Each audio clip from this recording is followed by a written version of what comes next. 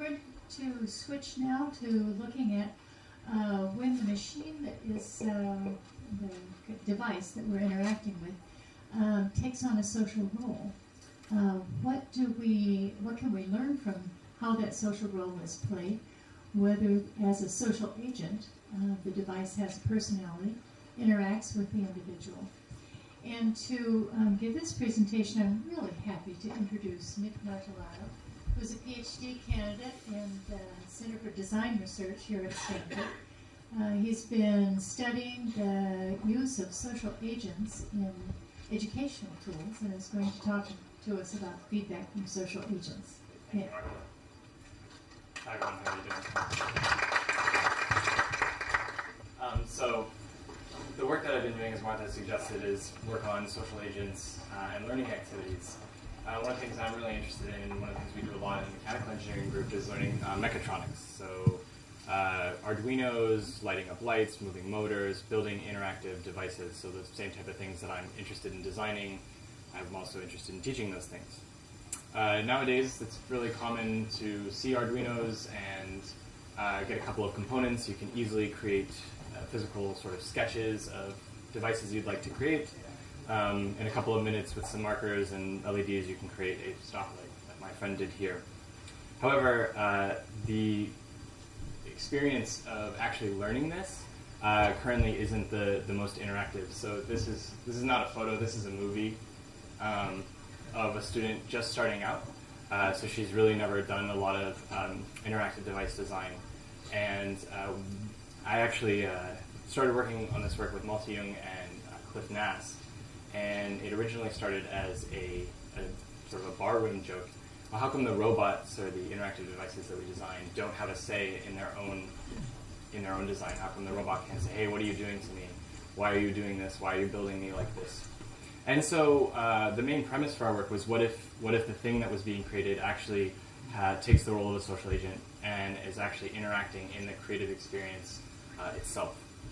One of the things, so as a designer, I often look at needs of the people who are using something like this. And one of the things we realized was that students are often very worried. She's actually done this right. It blinks, it works completely fine, and she's still putting her hands up in a very defensive position. Oh, I don't know if I did it right.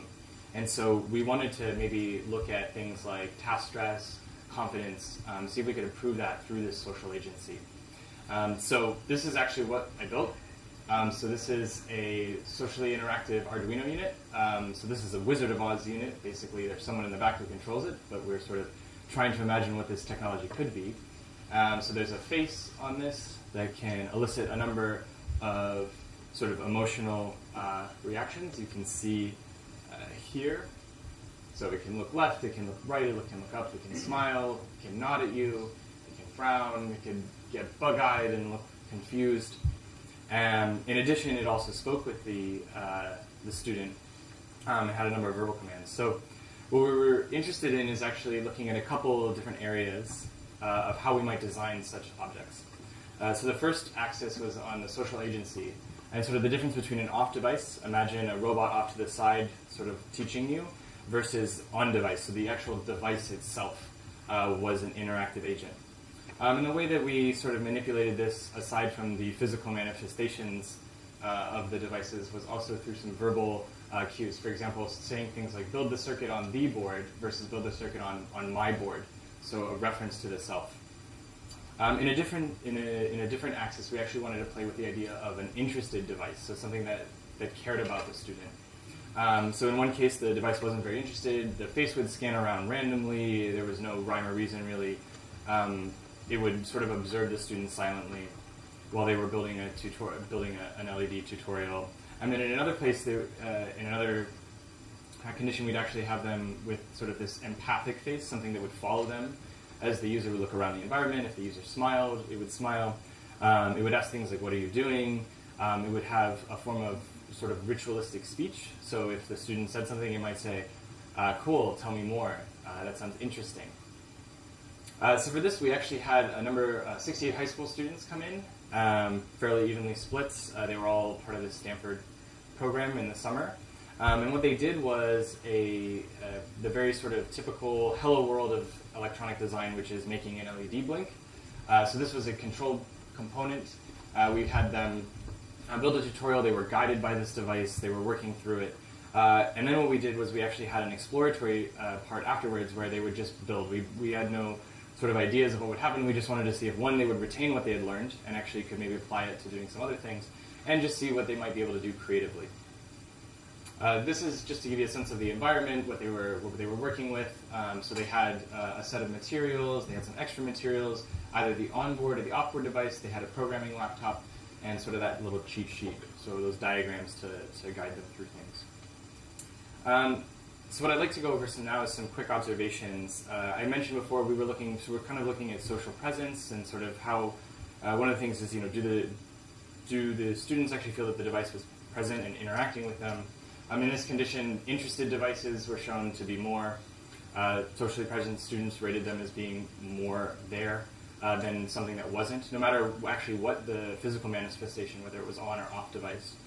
However, in terms of the task stress that they felt, the off-device interested was actually the highest sort of rating. One of the reasons we think this is that it could be that it's sort of like someone looking over your shoulder saying, hey, what are you doing? What's going on here? Versus a peer maybe helping you in sort of these conditions where it's the embedded device. You're working together on it. In addition, in terms of looking at that confidence, we actually see sort of this opposite effect here, where in the external case, students felt a little more confident when the device wasn't interested, and they actually felt more confident when it was on device if it was interested.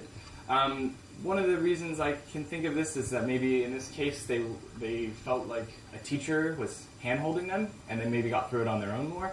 And once again, in this one it was maybe more of a peer. They worked together. Peer learning is a very positive kind of experience. Some of the things I find a little more exciting, though, as a designer is seeing what people made creatively. It turns out if you give red, yellow, and green LEDs to students, a lot of them build stoplights. But people also built crazy things, added a ton of LEDs. Some people decided to just add 2 eyes and draw a dragon. They've started sort of engaging more creatively. This sort of just shows they were able to actually move forward from this little focus task to actually apply what they had learned. But one of the really interesting things is actually when you start looking at the conversation and the interactions that the students had with the device, there was much more. So these are the interested-only cases. So these are the ones where the device was asking these questions, sort of these interest questions, having this ritualistic speech. The amount of questions, the time that they spoke actually was much higher when you asked that follow-up question. Hey, that's interesting. Tell me more. Or what are you doing? So what I'd like to do now is actually show a couple of videos so you can really see what happened. These graphs don't do it justice. So in this video right here, you can see a student sort of just first interacting. Using the microprocessor board and a breadboard. Are you ready to get started?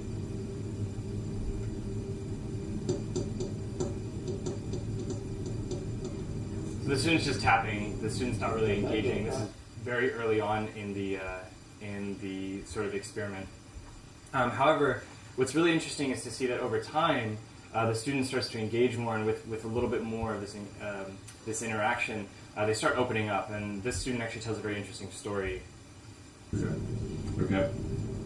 This looks quite complicated.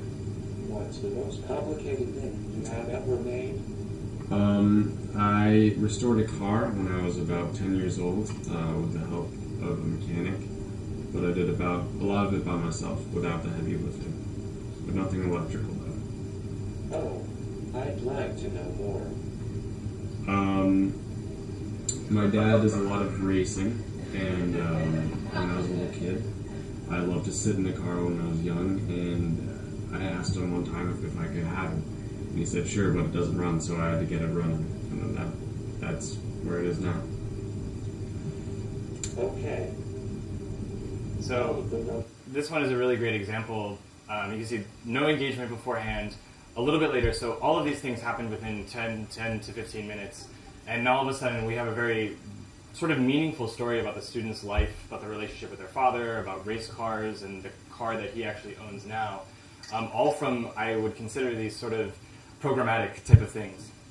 So I'd like to, so that's a really great example. I'll show one more really quickly since I'm running out of time. But this one is actually a really fun one. It's very simple, but it's just what could happen when a student can actually get feedback from the device when they've maybe made an error. You can also change which pin the LED is connected to. Look at picture 6 and move your power wire from pin 13 to pin 8. Then, change the LED line of the code and reprogram. So she just figured out that she was one pin off, and that's how she could flip it. She had actually been working at this for a really long time.